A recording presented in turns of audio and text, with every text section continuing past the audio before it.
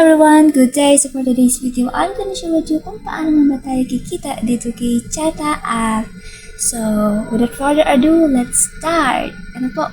So, the first thing is dapat maging official host ka.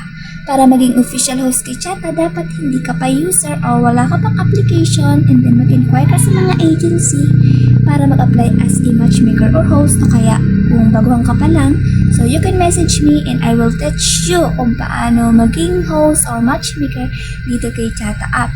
So, ate, bakit mo sinabing ano yung matchmaker? Yon. So, dito kay Chata, ang tawag sa host dito is matchmaker. So, lahat ng host dito is yung content nila is maging matchmaker.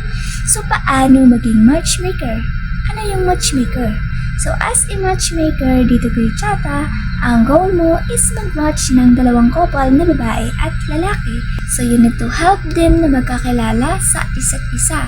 Like, start with taga-saan ka, anong pangalan mo, ano yung mga paborito niyong gawin, ano yung pinagkakabalahan niyo, ano yung trabaho niyo. So, etc. about their life para ma-match yung dalawang couple. Ano po? So, we have daily task which is you can earn up to $1.4 pataas daily. Hindi pa din kasama yung mga gifts na nakukuha mo as a matchmaker.